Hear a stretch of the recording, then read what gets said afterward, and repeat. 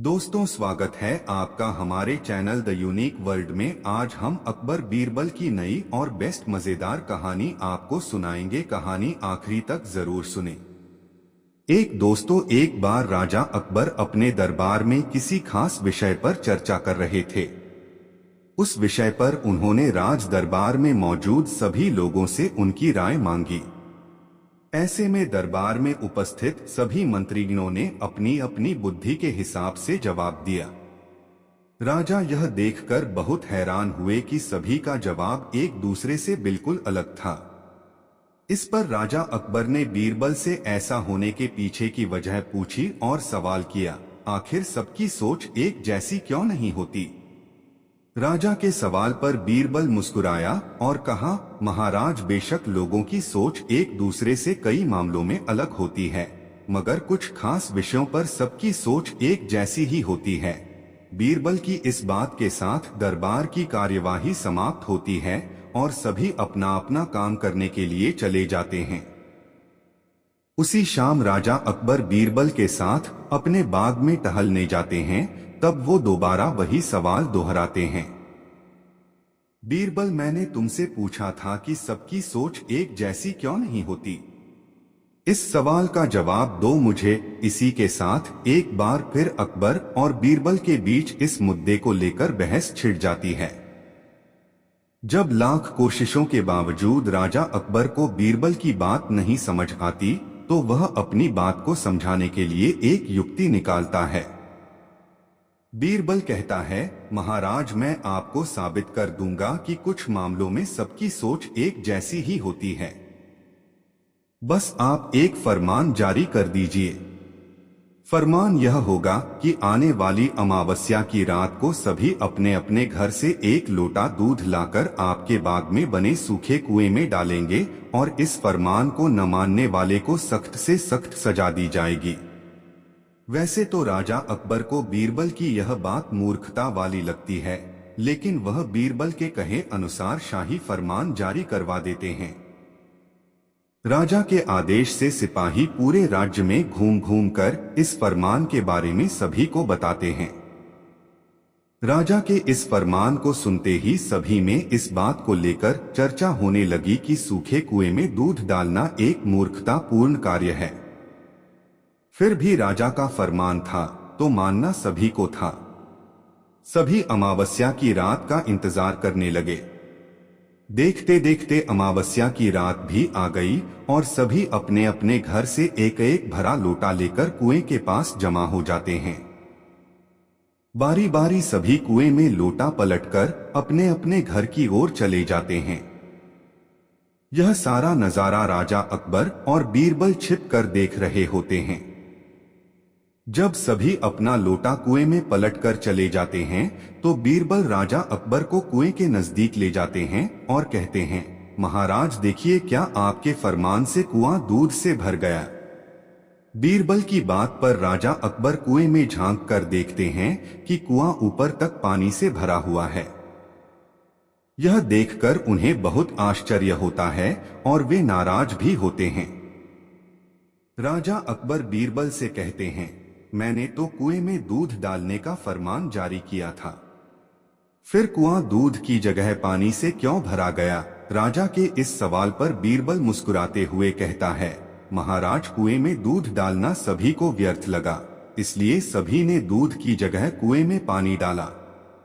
उन सभी ने यह भी सोचा कि अमावस्या की रात घना अंधेरा होता है। अब इतने अंधेरे में सभी को सिर्फ लोटा ही दिखेगा, न कि लोटे में दूध है या पानी। बीरबल बोला, महाराज, इस बात से स्पष्ट होता है कि कुछ मामलों में सभी की सोच एक जैसी होती है। अब राजा अकबर को बीरबल की बात अच्छे से समझ आ गई थी। कहानी से सीख। इस कहानी से यही सीख मिलती है कि एक जैसी व्यक्तिगत स्थिति होने पर सभी की सोच एक जैसी हो जाती है। दोस्तों, कहानी कैसी लगी कमेंट में जरूर बताएं। दोस्तों, एक बार की बात है, राजा अकबर अपने दरबार में बैठकर कुछ विचार कर रहे थे। तभी अचानक उन्हें ख्याल आया कि उनकी दाढ़ी और बाल काफी बढ़ गए हैं। इस ख्याल के आते ही उन्होंने अपने एक दरबारी को बुलाकर नाई को फौरन हाजिर होने का संदेश भिजवाया। राजा का संदेश मिलते ही नाई महल पहुंच गया। महल पहुंचकर नाई राजा की हजामत बना ही रहा था कि कहीं से एक कौवा वहां आकर बैठ जाता है और काम बकाम करने लगता है। राजा अकबर नाई से पूछते हैं, यह कौवा काम बकाम क्यों कर रहा है? इस पर नाई जवाब देता है, यह आपके पूर्वजों का हालचाल बताने आया है। नाई के इतना कहते ही राजा अकबर आश्चर्य से पूछते हैं, तो बताओ फिर यह कौवा मेरे पूर्वजों के बारे में आखिर क्या बता रहा है? राजा के इस सवाल पर नाई कहता है, यह कौवा कह रहा है कि आपके पूर्वज स्वर्ग में मुसीबत में हैं और काफी परेशान हैं। उनका हालचाल लेने के लिए आपको अपने किसी करीबी को स्वर्ग भेजना चाहिए। नाई की यह बात सुनकर राजा अकबर और भी हैरान हो जाते हैं। राजा अकबर आश्चर्य से नाई से पूछते हैं, आखिर किसी इंसान को जिंदा स्वर्ग में कैसे भेजा जा सकता है? राजा के इस सवाल पर नाई जवाब देता है, महाराज मेरी नजर में एक पुरोहित है जो इस काम को अंजाम दे सकता है। बस आप इस काम के लिए अपने किसी करीबी को स्वर्ग जाने के लिए राजी कर लीजिए। नाई के इस आश्वासन पर राजा अकबर तैयार हो जाते हैं और दरबार में अपने सभी करीबी दरबारियों को बुलाते हैं। राजा के आदेश पर सभी करीबी दरबारी राजा अकबर के सामने हाजिर हो जाते हैं। सभी दरबारी राजा से अचानक बुलाने की वजह पूछते हैं। इस पर राजा उन्हें नाई के साथ हुई सारी बात सुनाते हैं। राजा की बात सुनकर सभी दरबारी एक मत में बीरबल का नाम आगे रखते हैं। दरबारी कहते हैं कि स्वर्ग जाकर पूर्वजों का हालचाल लेने के लिए बीरबल से उचित व्यक्ति और कोई नहीं हो सकता, क्योंकि बीरबल हम सब में सबसे ज्यादा बुद्धिमान और चतुर है। इसलिए स्वर्ग में आपके पूर्वजों का हालचाल लेकर वह उनकी परेशानी का हल आसानी से निकाल सकता है। राजा अकबर दरबारियों की इस सलाह को मानते हुए बीरबल को स्वर्ग भेजने की तैयारी कर लेते हैं। इस बात का पता चलते ही बीरबल शहंशाह अकबर से पुरोहित को बुलाकर स्वर्ग भेजने की विधि के बारे में पूछते हैं। बीरबल की इस बात पर राजमहल में पुरोहित को बुलवाया जाता है। पुरोहित के आते ही उनसे स्वर्ग जाने की विधि के बारे में पूछा जाता है। पुरोहित बताते हैं, आपको यहीं पास में मौजूद एक घास के ढेर में भेजा जाएगा। बाद में उस ढेर में आग लगा दी जाएगी। फिर कुछ मंत्रों की शक्ति से आपको स्वर्ग भेज दिया जाएगा। स्वर्ग जाने की पूरी प्रक्रिया जानने के बाद बीरबल राजा अकबर से करीब 11 दिन का समय मांगते हैं और पुरोहित को 11 दिन बाद बुलाने की बात रखते हैं। वह कहते हैं, मैं स्वर्ग जा रहा हूं और कितने दिन मुझे लौटने में लगेंगे इस बारे में निश्चित तौर पर कुछ भी कहना मुश्किल है। इसलिए स्वर्ग जाने से पहले एक बार मैं अपने परिवार से मिलना चाहता हूं और कुछ समय बिताना चाहता हूं। बीरबल अपने घर जाने के लिए महल से रवाना हो जाते हैं। देखते देखते 11 दिन बीत जाते हैं। 12वें दिन बीरबल स्वर्ग जाने के लिए राजा अकबर के सामने हाजिर होते हैं। पुरोहित को बुलाया जाता है और बीरबल को स्वर्ग भेजने की तैयारी की जाने लगती है। पुरोहित बीरबल को स्वर्ग भेजने के लिए महल से कुछ दूर घास का एक ढेर लगवाते हैं। बीरबल को स्वर्ग भेजने के लिए घास के ढेर के अंदर भिजवाया जाता है। घास के ढेर के अंदर जाते ही पुरोहित घास के ढेर में आग लगा देते हैं और बीरबल को स्वर्ग भेजने की प्रक्रिया पूरी होती है। धीरे धीरे 2 महीने बीत जाते हैं और राजा अकबर को बीरबल की चिंता होने लगती है। तभी अचानक बीरबल दरबार में हाजिर हो जाते हैं। राजा अकबर बीरबल को देखकर प्रसन्न होते हैं और अपने पूर्वजों का हालचाल पूछते हैं। तब बीरबल बताते हैं, आपके पूर्वज काफी खुश हैं और मजे में हैं। उन्हें बस एक ही तकलीफ है कि उनकी दाढ़ी और बाल काफी बड़े हो गए हैं, जिन्हें काटने वाला स्वर्ग में कोई नाई नहीं है, इसलिए वहां उन्हें एक नाई की जरूरत है। बीरबल कहते हैं, ऐसे में हमें आपके पूर्वजों के लिए एक अच्छे नाई को स्वर्ग भेजने की तैयारी करनी चाहिए। बीरबल की इस बात पर राजा नाई को स्वर्ग जाने का आदेश देते हैं। राजा का आदेश सुनकर नाई घबरा जाता है और राजा के पैरों में गिरकर माफी मांगने लगता है। नाई राजा से कहता है कि यह सब कुछ उसने वजीर अब्दुल्लाह के कहने पर किया था। यह सब उन्हीं की साजिश थी ताकि वह बीरबल को अपने रास्ते से हटा सकें। अब राजा अकबर के सामने सारी सच्चाई आ चुकी थी। ये सब जानने के बाद राजा अकबर ने वजीर अब्दुल्लाह और उनके साथियों को दंड देने का आदेश दिया। अंत में राजा अकबर बीरबल से पूछते हैं, तुम्हें इस सच्चाई का पता कैसे चला और तुम घास के ढेर में आग लगने के बाद कैसे बच गए? तब बीरबल जवाब देते हैं, आग के ढेर में जाने की बात सुनकर मुझे इस साजिश का अंदाजा हो गया था। इसी वजह से मैंने 11 दिन का समय मांगा था। उन 11 दिनों में मैंने उस घास के ढेर वाले स्थान के नीचे से अपने घर तक एक सुरंग बनवा दी थी। उस सुरंग के जरिए ही मैं वहां से बचकर निकल पाया। बीरबल की पूरी बात सुनकर राजा बहुत प्रसन्न हुए और बोले, वाह बीरबल वाह, यह काम केवल तुम ही कर सकते थे। कहानी से सीख। बीरबल की स्वर्ग की यात्रा कहानी से सीख मिलती है कि सूझबूझ से बड़ी परेशानी का हल आसानी से निकाला जा सकता है। यह वीनर्स नकली दांतों से 300 गुना बेहतर है और कीमत बहुत सस्ती है। 6 दिनों में पेट का लटकना दूर करता है। यहां पढ़े तो स्मिता पाटिल की मृत्यु के पीछे का असली कारण ये था। बिग बॉस 16 की स्टार सुंबुल ने ऐसा क्या शेयर किया कि सब हैरान हैं। ब्यूटी ब्लॉगर मालविका सीतलानी के तलाक के पीछे की वजह आई सामने। दोस्तों, वीडियो कैसा लगा कमेंट में जरूर बताएं। 3 दोस्तों, एक वक्त की बात है, बादशाह अकबर किसी एक बात को लेकर बहुत परेशान रहने लगे थे। जब दरबारियों ने उनसे पूछा तो बादशाह बोले, हमारे शहजादे को अंगूठा चूसने की बुरी आदत पड़ गई है। कई कोशिश के बाद भी हम उनकी यह आदत छुड़ा नहीं पा रहे हैं।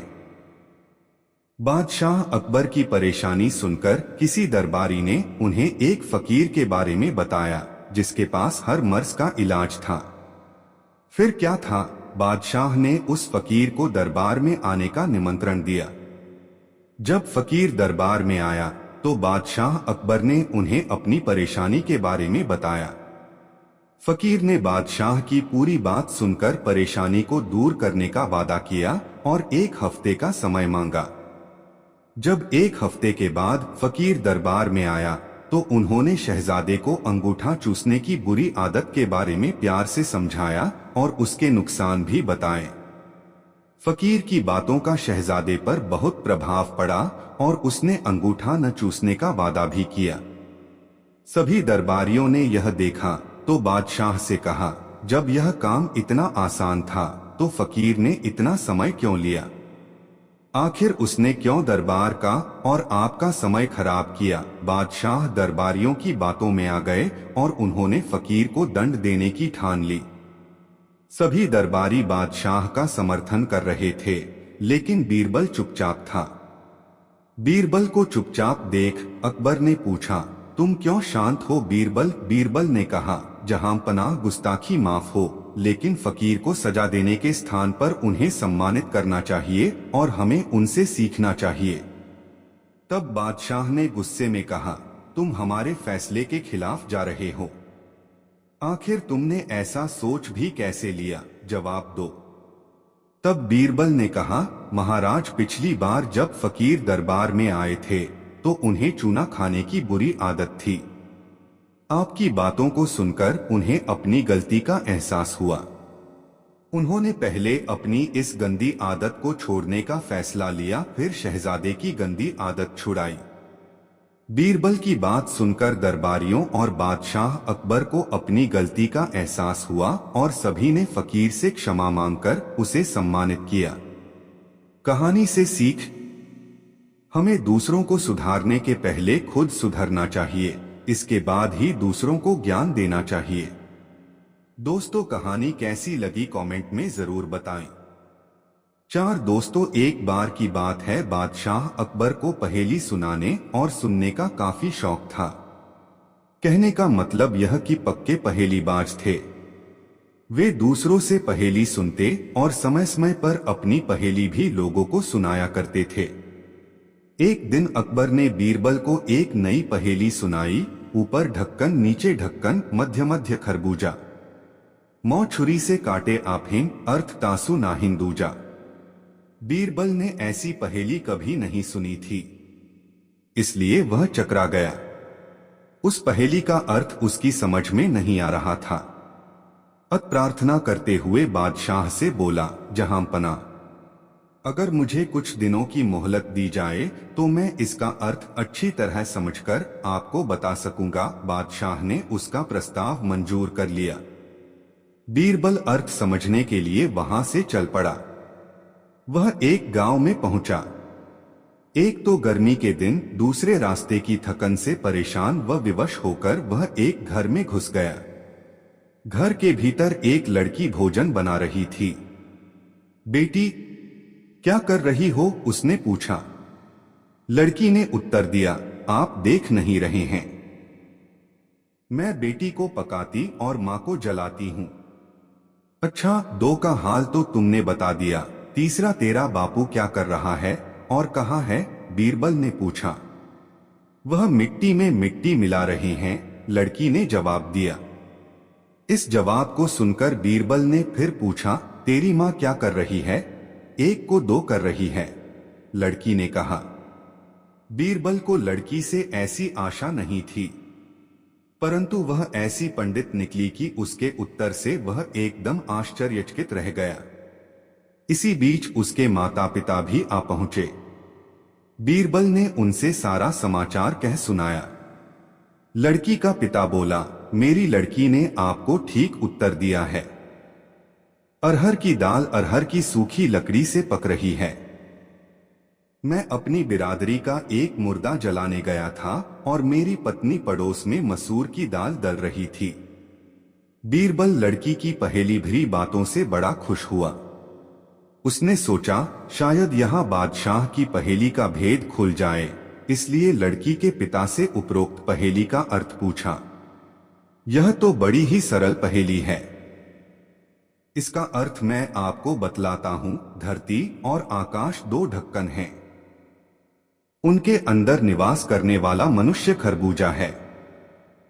वह उसी प्रकार मृत्यु आने पर मर जाता है जैसे गर्मी से मोम पिघल जाती है, उस किसान ने कहा। बीरबल उसकी ऐसी बुद्धिमानी देखकर बड़ा प्रसन्न हुआ और उसे पुरस्कार देकर दिल्ली के लिए प्रस्थान किया। वहां पहुंचकर बीरबल ने सभी के सामने बादशाह की पहेली का अर्थ बताया। बादशाह ने प्रसन्न होकर बीरबल को ढेर सारे इनाम दिए। दोस्तों, कहानी कैसी लगी कमेंट में जरूर बताएं। 5 बीरबल बहुत नेक दिल इंसान थे। वह सदैव दान करते रहते थे और इतना ही नहीं, बादशाह से मिलने वाले इनाम को भी ज्यादातर गरीबों और दीन दुखियों में बांट देते थे, परंतु इसके बावजूद भी उनके पास धन की कोई कमी न थी। दान देने के साथ साथ बीरबल इस बात से भी चौकन्ने रहते थे कि कपटी व्यक्ति उन्हें अपनी दीनता दिखाकर ठग न लें। ऐसे ही अकबर बादशाह ने दरबारियों के साथ मिलकर एक योजना बनाई कि देखें कि सच्चे दीन दुखियों की पहचान बीरबल को हो पाती है या नहीं। बादशाह ने अपने एक सैनिक को वेश बदलवाकर दीनहीन अवस्था में बीरबल के पास भेजा कि अगर वह आर्थिक सहायता के रूप में बीरबल से कुछ ले आएगा तो अकबर की ओर से उसे इनाम मिलेगा। एक दिन जब बीरबल पूजा पाठ करके मंदिर से आ रहे थे तो भेष बदले हुए सैनिक ने बीरबल के सामने आकर कहा, हुजूर दीवान, मैं और मेरे 8 छोटे बच्चे हैं जो 8 दिनों से भूखे हैं। भगवान का कहना है कि भूखों को खाना खिलाना बहुत पुण्य का कार्य है। मुझे आशा है कि आप मुझे कुछ दान देकर अवश्य ही पुण्य कमाएंगे। बीरबल ने उस आदमी को सिर से पांव तक देखा और एक क्षण में ही पहचान लिया कि वह ऐसा नहीं है जैसा वह दिखावा कर रहा है। बीरबल मन ही मन मुस्कुराए और बिना कुछ बोले ही उस रास्ते पर चल पड़े जहां से होकर एक नदी पार करनी पड़ती थी। वह व्यक्ति भी बीरबल के पीछे पीछे चलता रहा। बीरबल ने नदी पार करने के लिए जूती उतारकर हाथ में ले ली। उस व्यक्ति ने भी अपने पैर की फटी पुरानी जूती हाथ में लेने का प्रयास किया। बीरबल नदी पार कर कंकरीले मार्ग आते ही 2-4 कदम चलने के बाद ही जूती पहन लेता। बीरबल यह बात भी गौर कर चुके थे कि नदी पार करते समय उसका पैर धुलने के कारण वह व्यक्ति और भी साफ सुथरा, चिकना, मुलायम गोरी चमड़ी का दिखने लगा था, इसलिए वह मुलायम पैरों से कंकरीले मार्ग पर नहीं चल सकता था। दीवान जी, दीन तहीन की पुकार आपने सुनी नहीं? पीछे आ रहे व्यक्ति ने कहा। बीरबल बोले, जो मुझे पापी बनाए मैं उसकी पुकार कैसे सुन सकता हूं? क्या कहा? क्या आप मेरी सहायता करके पापी बन जाएंगे? हाँ, वह इसलिए कि शास्त्रों में लिखा है कि बच्चे का जन्म होने से पहले ही भगवान उसके भोजन का प्रबंध करते हुए उसकी माँ के स्तनों में दूध दे देता है, उसके लिए भोजन की व्यवस्था भी कर देता है। यह भी कहा जाता है कि भगवान इंसान को भूखा उठाता है पर भूखा सुलाता नहीं है। इन सब बातों के बाद भी तुम अपने आप को 8 दिन से भूखा कह रहे हो। इन सब स्थितियों को देखते हुए यही समझना चाहिए कि भगवान तुमसे रुष्ट हैं और वह तुम्हें और तुम्हारे परिवार को भूखा रखना चाहते हैं, लेकिन मैं उसका सेवक हूँ। अगर मैं तुम्हारा पेट भर दूं तो ईश्वर मुझ पर रुष्ट होगा ही। मैं ईश्वर के विरुद्ध नहीं जा सकता, न बाबा न मैं तुम्हें भोजन नहीं करा सकता, क्योंकि यह सब कोई पापी ही कर सकता है। बीरबल का यह जवाब सुनकर वह चला गया। उसने इस बात की बादशाह और दरबारियों को सूचना दी। बादशाह अब यह समझ गए कि बीरबल ने उसकी चालाकी पकड़ ली है। अगले दिन बादशाह ने बीरबल से पूछा, बीरबल, तुम्हारे धर्म कर्म की बड़ी चर्चा है, पर तुमने कल एक भूखे को निराश ही लौटा दिया, क्यों?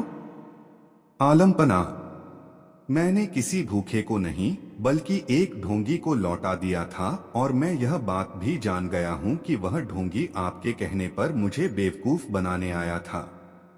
अकबर ने कहा, बीरबल, तुमने कैसे जाना कि यह वाकई भूखा न होकर ढोंगी है? उसके पैरों और पैरों की चप्पल देखकर यह सच है कि उसने अच्छा भेष बनाया था, मगर उसके पैरों की चप्पल कीमती थी। बीरबल ने आगे कहा, माना कि चप्पल उसे भीख में मिल सकती थी, पर उसके कोमल मुलायम पैर तो भीख में नहीं मिले थे, इसलिए कंकड़ की गड़न सहन न कर सके। इतना कहकर बीरबल ने बताया कि किस प्रकार उसने उस मनुष्य की परीक्षा लेकर जान लिया कि उसे नंगे पैर चलने की भी आदत नहीं, वह दरिद्र नहीं बल्कि किसी अच्छे कुल का खाता कमाता पुरुष है। बादशाह बोले, क्यों न हो, वह मेरा खास सैनिक है। फिर बहुत प्रसन्न होकर बोले, सचमुच बीरबल, माँ दौलत तुमसे बहुत खुश हुए। तुम्हें धोखा देना आसान काम नहीं है। बादशाह के साथ साजिश में शामिल हुए सभी दरबारियों के चेहरे बुझ गए। दोस्तों, वीडियो को लाइक जरूर कर दे। 6 दोस्तों, शाम ढलने को थी। सभी आगंतुक धीरे धीरे अपने घरों को लौटने लगे थे। तभी बीरबल ने देखा कि एक मोटा सा आदमी शर्माता हुआ चुपचाप एक कोने में खड़ा है। बीरबल उसके निकट आता हुआ बोला, लगता है तुम कुछ कहना चाहते हो। बेहिचक कह डालो जो कहना है। मुझे बताओ, तुम्हारी क्या समस्या है? वह मोटा व्यक्ति सकुचाता हुआ बोला, मेरी समस्या यह है कि मैं पढ़ा लिखा नहीं हूं। मैंने अपनी शिक्षा पर ध्यान नहीं दिया, जिसका मुझे खेद है। मैं भी समाज में सिर उठाकर सम्मान से जीना चाहता हूं, पर अब नहीं लगता है ऐसा कभी नहीं हो पाएगा। नहीं, कोई देर नहीं, ऐसा जरूर होगा यदि तुम हिम्मत न हारो और परिश्रम करो। तुम में भी योग्यता है, बीरबल ने कहा। लेकिन ज्ञान पाने में तो सालों लग जाएंगे। मोटे आदमी ने कहा, मैं इतना इंतजार नहीं कर सकता। मैं तो यह जानना चाहता हूँ कि क्या कोई ऐसा तरीका है कि चुटकी बजाते ही प्रसिद्धि मिल जाए। प्रसिद्धि पाने का ऐसा आसान रास्ता तो कोई नहीं है। बीरबल बोला, यदि तुम वास्तव में योग्य और प्रसिद्ध कहलवाना चाहते हो तो मेहनत तो करनी ही होगी, वह भी कुछ समय के लिए। यह सुनकर मोटा आदमी सोच में डूब गया। नहीं, मुझ में इतना धैर्य नहीं है, मोटे आदमी ने कहा। मैं तो तुरंत ही प्रसिद्धि पाकर पंडित जी कहलवाना चाहता हूँ। ठीक है, बीरबल बोला, इसके लिए तो एक ही उपाय है। कल तुम बाजार में जाकर खड़े हो जाना। मेरे भेजे आदमी वहां होंगे जो तुम्हें पंडित जी कहकर पुकारेंगे। वे बार बार जोर जोर से ऐसा कहेंगे। इससे दूसरे लोगों का ध्यान इस ओर जाएगा, वे भी तुम्हें पंडित जी कहना शुरू कर देंगे। ऐसा होना स्वाभाविक भी है।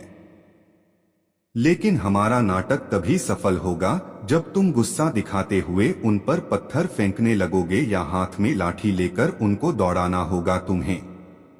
लेकिन सतर्क रहना, गुस्से का सिर्फ दिखावा भर करना है तुम्हें। किसी को चोट नहीं पहुंचनी चाहिए। उस समय तो वह मोटा आदमी कुछ समझ नहीं पाया और घर लौट गया। अगली सुबह वह मोटा आदमी बीरबल के कहेनुसार व्यस्त बाजार में जाकर खड़ा हो गया। तभी बीरबल के भेजे आदमी वहां आ पहुंचे और तेज स्वर में कहने लगे, पंडित जी, पंडित जी, पंडित जी। मोटे आदमी ने यह सुन अपनी लाठी उठाई और भाग पड़ा उन आदमियों के पीछे, जैसे सच ही में पिटाई कर देगा। बीरबल के भेजे आदमी वहां से भाग निकले, लेकिन पंडित जी का राग अलापना उन्होंने नहीं छोड़ा। कुछ ही देर बाद आवारा लड़कों का वहां घूमता समूह पंडित जी चिल्लाता हुआ उस मोटे आदमी के पास आ धमका। बड़ा मजेदार दृश्य उपस्थित हो गया था। मोटा आदमी लोगों के पीछे दौड़ रहा था और लोग पंडित जी कहते हुए नाच गाकर चिल्ला रहे थे। अब मोटा आदमी पंडित जी के नाम से प्रसिद्ध हो गया। जब भी लोग उसे देखते तो पंडित जी कहकर ही संबोधित करते। अपनी ओर से तो लोग यह कहकर उसका मजाक उड़ाते थे कि वह उन पर पत्थर फेंकेगा या लाठी लेकर उनके पीछे दौड़ेगा। लेकिन उन्हें क्या पता था कि मोटा तो चाहता ही यही था। वह प्रसिद्ध तो होने ही लगा था। इसी तरह महीनों बीत गए। मोटा आदमी भी थक चुका था।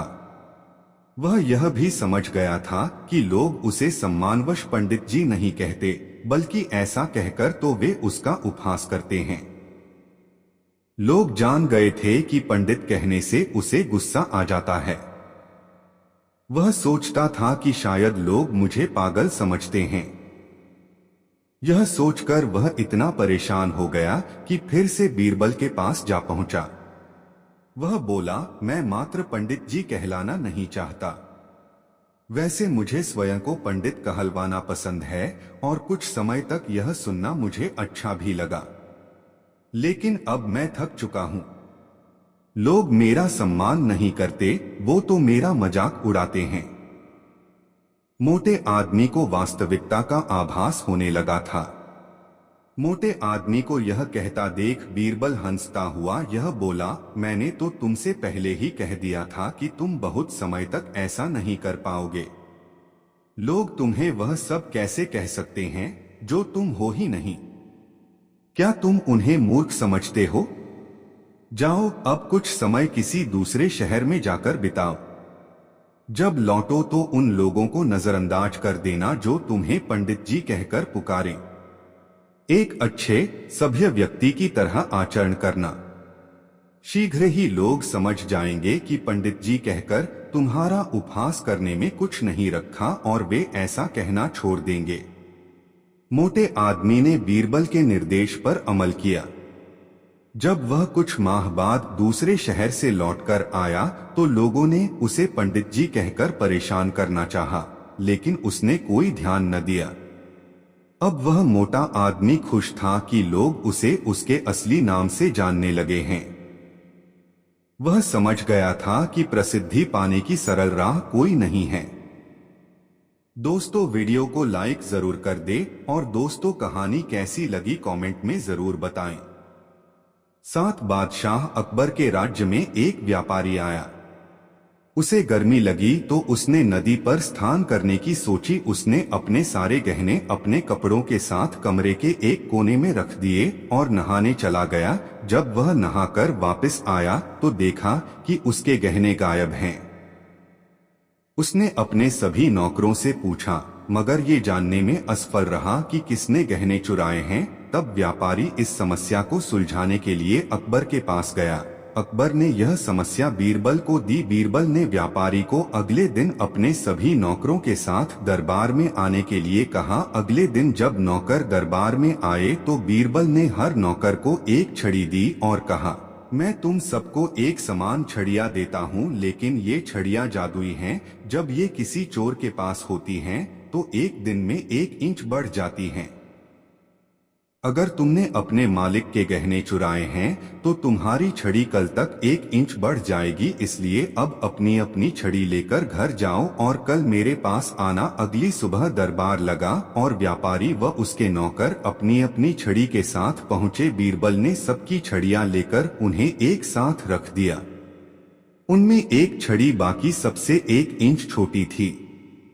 बीरबल ने व्यापारी से कहा, जो नौकर यह छड़ी लेकर आया उसने ही घने चुराए हैं। उसने छड़ी को 1 इंच काटकर छोटा कर दिया ताकि छड़ी के 1 इंच बढ़ने पर इसका पता न लग सके और वह पकड़ा न जाए। बीरबल ने नौकरों को बताया, ये कोई जादुई छड़ियाँ नहीं थी, लेकिन तुम्हें विश्वास हो गया इसलिए चोर ने छड़ी को 1 इंच काट दिया। तभी उस नौकर ने अपना गुनाह कबूल किया और चोरी किए जेवरात लौटा दिए। 8 दशाह अकबर को यह पता था कि भ्रष्टाचार ताकत से ही आता। बादशाह अकबर ने यह बात बारखाल से पूछा। बारबल असहमत। वह बोले, भ्रष्ट व्यक्तियों को भ्रष्ट बनने के लिए ताकत की आवश्यकता नहीं होती। बादशाह ने बीरबल को अपनी बात साबित करने के लिए कहा। बीरबल कुछ बांस की छड़ी और रस्सी लेकर यमुना किनारे पहुंचे। उसने छड़ियां जमीन पर अलग अलग स्थानों पर इस तरह लगा दी जैसे वह कुछ खास माप रहे हैं। वहां पर आसपास भीड़ इकट्ठी हो गई, यह जानने के लिए कि क्या हो रहा है। बीरबल कुछ नहीं बोले। लोगों ने अनुमान लगाया कि शायद वह कुछ राजकीय काम कर रहे हैं और इससे आसपास के इलाके या समुदाय के लिए समस्या हो सकती है। बिना कुछ पूछे बीरबल को घूस देने लगे कि वह उन्हें बचा लें। बीरबल भी शांत रहे। लोगों ने सोचा शायद धन कुछ कम है, तो उन्होंने कुछ अधिक धन देने को कोशिश की। आखिर बीरबल ने अपनी बात को साबित किया। वहां से अपना सामान लेकर चले गए और बादशाह से इनाम पाया। शिक्षा भ्रष्टाचार को बढ़ने के लिए शक्ति के साथ उसके भुगतने वालों की सहायता भी बढ़ावा देती है। अगर कोई व्यक्ति कमजोर है और जल्द लाभ के लिए भ्रष्टाचार को बढ़ावा देता है तो भ्रष्ट व्यक्ति फलने फूलने लगता है। भ्रष्टाचार के लिए प्रणाली को दोष देने के बजाय हमें यह देखना चाहिए कि कुछ पाने के लिए लोग कितनी घूस देते या लेते हैं। 9 एक दिन बादशाह ने बीरबल से पूछा, क्यों बीरबल, हमारे राज्य में कोई ऐसा भी है जो सर्दियों की इस रात में बाहर पानी में खड़ा रहे? बीरबल ने बताया, जहांपना, ऐसे बहुत लोग हैं। बादशाह को बीरबल की बात पर विश्वास न हुआ। उन्होंने आश्चर्य के साथ पूछा, साबित कर सकते हो? बीरबल बोले, जी हाँ, तो फिर हमें ऐसा आदमी दिखाओ। बादशाह ने कहा, कल दिखाऊंगा। बीरबल ने विनम्रता के साथ कहा। अगले दिन बीरबल ने एक धोबी को बुलाया और बादशाह से कहा, यह आदमी सर्दियों में रात भर पानी में खड़ा रह सकता है। जहांपना, हम इसे बहुत इनाम देंगे। यह रात को महल के पीछे पानी में खड़ा रहेगा। कल आप इसे इनाम दे दीजिएगा। बीरबल बोले। रात को ऐसा ही हुआ। धोबी रात भर पानी में खड़ा रहा। सुबह होने पर बीरबल उसे बादशाह के सामने लाए। बादशाह ने पूछा, बीरबल, यह आदमी पानी में कैसे खड़ा रहा, आप इसी से पूछिए। क्यों रे धोबी, तू रात भर इतनी ठंड में पानी में कैसे खड़ा रहा? सर्दी भी लगी होगी और दिल भी नहीं लगा होगा। रात कैसे कटी? हुजूर, सारी रात में महल में जलते हुए चिराग पर ध्यान लगाए रहा, धोबी ने उत्तर दिया। ओह, तुम हमारे चिराग की गर्मी में रहे, सर्दी से बचते रहे, हाथ सेंकते रहे, बादशाह ने कहा। बीरबल बोला, आप कैसी बातें कह रहे हैं हुजूर? कहीं यह संभव है? हाँ, यही हुआ है। इस आदमी को इनाम नहीं मिलेगा। बादशाह ने इनाम नहीं दिया। अगले दिन बीरबल दरबार में नहीं गए। उन्हें अनुपस्थित देखकर बादशाह को चिता हुई कि उनका प्रिय साथी क्यों नहीं आया। बीरबल को नाराजगी का उन्हें दुख था। पता लगाने के उद्देश्य से बादशाह बीरबल के निवास पर पहुंच। बीरबल जो तमाशा कर रहे थे उसे देखकर वह चौंक पड़े। बीरबल ने जमीन पर एक लंबा बांस गाड़ा हुआ था, जिसके ऊपर वाले सिरे पर एक हौंडी बंधी हुई थी। जमीन पर बीरबल ने आग जला रखी थी। जब बादशाह ने आग के पास बैठे हुए बीरबल से पूछा कि यह क्या तमाशा कर रहे हो, तो बीरबल ने उत्तर दिया, हुजूर, पेट में जरा गड़बड़ है, खिचड़ी पका रहा हूं। सिचड़ी? ऐसे क्या बेवकूफी की बात करते हो? हांडी इतनी दूर बंधी है और आग यहां जल रही है, ऐसे भी कहीं खिचड़ी पकती है? हांडी तक तो धुआं भी नहीं पहुंचेगा, आग की गर्मी तो बहुत दूर की बात है। इसमें चावल दाल कैसे गलेंगे? जी हां, गल जाएंगे। नहीं गलेंगे, कभी नहीं गलेंगे। यह तुम्हारी मूर्खता है, मूर्खता नहीं है हुजूर, खिचड़ी पक रही है। बीरबल, तुम पागल तो नहीं हो गए? नहीं जनाब, खिचड़ी पका रहा हूं। आप खुद सोचिए, जब 200 गज दूर खड़ा आदमी महल के चिराग से अपने शरीर को सेंक सकता है, तो 5 गज की दूरी पर टंगी हांडी में खिचड़ी क्यों नहीं पक सकेगी? बादशाह मुस्कुराए। उन्होंने कहा, हम समझ गए हैं। तब भी हम समझते थे। हमने जानबूझकर इनाम नहीं दिया था। हम देखना चाहते थे कि तुम क्या करिश्मा करोगे। अब हमने देख लिया कि तुम सचमुच बुद्धिमान हो। उस धोबी को कल मुहमांगा इनाम मिल जाएगा। और अगले ही दिन धोबी दरबार में बुलाया गया। बादशाह ने उसे को इनाम दिया। धोबी खुश हो गया। एक दिन की बात है, बादशाह अकबर की राजसभा में एक ज्ञानी पंडित आया हुआ था। वह कुछ सवालों के जवाब बादशाह से जानना चाहता था, लेकिन बादशाह के लिए उसके सवालों का जवाब देना मुश्किल हो गया। इसलिए उन्होंने पंडित के सवालों के जवाब देने के लिए बीरबल को आगे कर दिया। बीरबल की चतुराई से सभी वाकिफ थे और सभी को उम्मीद थी कि बीरबल पंडित के हर सवाल का जवाब आसानी से दे सकते हैं। पंडित ने बीरबल से कहा, मैं तुम्हें 2 विकल्प देता हूं। एक, या तो तुम मुझे मेरे 100 आसान से सवाल के जवाब दो, या फिर मेरे एक मुश्किल सवाल का जवाब दो। बीरबल ने सोच विचार करने के बाद कहा कि मैं आपके एक मुश्किल सवाल का जवाब देना चाहता हूं। फिर पंडित ने बीरबल से पूछा, तो बताओ, मुर्गी पहले आई या अंडा? बीरबल ने तुरंत पंडित को जवाब दिया कि मुर्गी पहले आई। फिर पंडित ने उनसे पूछा कि तुम इतनी आसानी से कैसे बोल सकते हो कि मुर्गी पहले आई? इस पर बीरबल ने पंडित से कहा कि यह आपका दूसरा सवाल है और मुझे आपके एक सवाल का ही जवाब देना था। ऐसे में पंडित बीरबल के सामने कुछ बोल नहीं पाया और बिना बोले ही दरबार से चला गया। बीरबल की चतुराई और अक्लमंदी को देखकर अकबर हमेशा की तरह ही इस बार भी बहुत खुश हुए। इससे बीरबल ने साबित कर दिया कि बादशाह अकबर के दरबार में सलाहकार के रूप में बीरबल का रहना कितना जरूरी है। कहानी से सीख, सही तरह से दिमाग लगाने और संयम रखने से हर सवाल का जवाब और हर समस्या का हल मिल सकता है। 4 दोस्तों। एक समय की बात है, बादशाह अकबर ने अपने बेगम के जन्मदिन के लिए बहुत ही खूबसूरत और बेशकीमती हार बनवाया था। जब जन्मदिन आया तो बादशाह अकबर ने वह हार अपनी बेगम को तोहफे में दे दिया, जो उनकी बेगम को बहुत पसंद आया।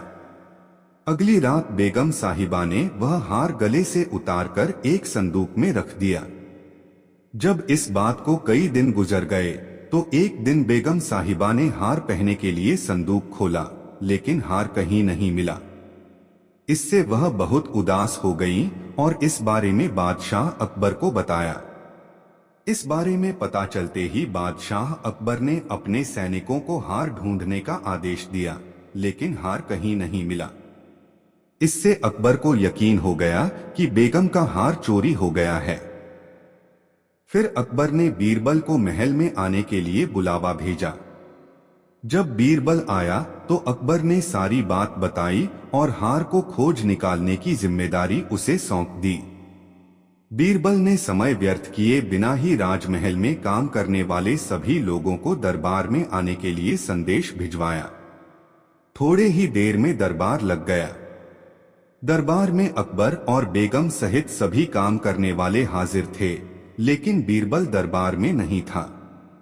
सभी बीरबल का इंतजार कर ही रहे थे कि तभी बीरबल एक गधा लेकर राज दरबार में पहुंच जाता है। देर से दरबार में आने के लिए बीरबल बादशाह अकबर से माफी मांगता है। सभी सोचने लगते हैं कि बीरबल गधे को लेकर राज दरबार में क्यों आया है। फिर बीरबल बताता है कि यह गधा उसका दोस्त है और उसके पास जादुई शक्ति है। यह शाही हार चुराने वाले का नाम बता सकता है। इसके बाद बीरबल जादुई गधे को सबसे नजदीक वाले कमरे में ले जाकर बांध देता है और कहता है कि सभी एक एक करके कमरे में जाएं और गधे की पूंछ पकड़कर चिल्लाएं, जहां पनाह मैंने चोरी नहीं की है। साथ ही बीरबल कहता है कि आप सभी की आवाज दरबार तक आनी चाहिए। सभी के पूंछ पकड़कर चिल्लाने के बाद आखिर में गधा बताएगा कि चोरी किसने की है। इसके बाद सभी कमरे के बाहर एक लाइन में खड़े हो गए और एक एक करके सभी ने कमरे में जाना शुरू कर दिया। जो भी कमरे के अंदर जाता तो पूंछ पकड़कर चिल्लाना शुरू कर देता, जहां पनाह मैंने चोरी नहीं की है। जब सभी का नंबर आ जाता है तो अंत में बीरबल कमरे में जाता है और कुछ देर बाद कमरे से बाहर आ जाता है। फिर बीरबल सभी काम करने वालों के पास जाकर उन्हें दोनों हाथ सामने करने को बोलता है और एक एक करके सभी के हाथ सूंघने लगता है। बीरबल की इस हरकत को देखकर सभी हैरान हो जाते हैं। ऐसे ही सूंघते सूंघते एक काम करने वाले का हाथ पकड़कर बीरबल जोर से बोलता है, जहां पनाह इसने चोरी की है। ये सुनकर अकबर बीरबल से कहते हैं, तुम इतने यकीन के साथ कैसे कह सकते हो कि चोरी इस सेवक ने ही की है? क्या तुम्हें जादुई गधे ने इसका नाम बताया है? तब बीरबल बोलता है, जहां पनाह यह गधा जादुई नहीं है। यह बाकी गधों की तरह साधारण ही है। बस मैंने इस गधे की पूंछ पर एक खास तरह का इत्र लगाया है। सभी सेवकों ने गधे की पूंछ को पकड़ा, बस इस चोर को छोड़कर। इसलिए इसके हाथ से इत्र की खुशबू नहीं आ रही है। फिर चोर को पकड़ लिया गया और उससे चोरी के सभी सामान के साथ ही बेगम का हार भी बरामद कर लिया गया। बीरबल की इस अक्लमंदी की सभी ने सराहना की और बेगम ने खुश होकर बादशाह अकबर से उसे उपहार भी दिलवाया। कहानी से सीख। इस कहानी से यह सीख मिलती है कि बुरे काम को कितना भी छुपाने की कोशिश करो, एक दिन सबको पता चल ही जाता है। इसलिए बुरे काम नहीं करने चाहिए। दोस्तों, वीडियो को लाइक जरूर कर दे। 5 दोस्तों, एक समय की बात है, बादशाह अकबर के दरबार में बीरबल का बोलबाला था। बीरबल की चतुराई और सूझबूझ ने उन्हें बादशाह का खास बना दिया था। इस कारण दरबार में बहुत से लोग बीरबल से जलते थे। इन लोगों में बादशाह अकबर के साले साहब भी थे। साले साहब बीरबल को नीचा दिखाने के लिए कोई भी मौका नहीं छोड़ते थे, लेकिन हर बार उन्हें ही मुंह की खानी पड़ती थी। बेगम का भाई होने की वजह से बादशाह भी उसे कुछ नहीं कहते थे। एक दिन बीरबल की गैर मौजूदगी में साले साहब ने बादशाह अकबर से दीवान पद की मांग कर डाली। बादशाह ने साले साहब की परीक्षा लेने की सोची। उन्होंने साले साहब से कहा, आज मुझे सुबह सुबह महल के पीछे बिल्ली के बच्चों की आवाज सुनाई दी है। लगता है कि किसी बिल्ली ने बच्चे दिए हैं, जाकर देखकर आओ कि यह बात सच है या नहीं। साले साहब झट से महल के पीछे गए और वापस आकर बोलते हैं, आपकी बात सच है, महल के पीछे एक बिल्ली ने बच्चों को जन्म दिया है। बादशाह ने कहा, अच्छा, जरा यह बताओ कि बिल्ली ने कितने बच्चों को जन्म दिया है। साले साहब ने जवाब में कहा, यह तो मुझे नहीं पता, मैं अभी पता करके आता हूँ महाराज। इतना कहकर वो फिर से महल के पीछे गए और वापस आकर कहते हैं, महाराज, बिल्ली 5 बच्चों की मां बनी है। बादशाह अकबर ने पूछा, अच्छा, जरा यह बताओ कि उन 5 बच्चों में से कितनी मादा हैं और कितने नर हैं। साले साहब ने जवाब में कहा, मैंने यह तो देखा ही नहीं, मैं अभी देखकर आता हूँ। इतना कहकर वो फिर से महल के पीछे जाते हैं और थोड़ी देर बाद आकर कहते हैं, महाराज, बिल्ली के 5 बच्चों में से 3 नर हैं और 2 मादा हैं। बादशाह अकबर ने अपने साले साहब से फिर से एक सवाल पूछा, बिल्ली के नर बच्चे किस रंग के हैं।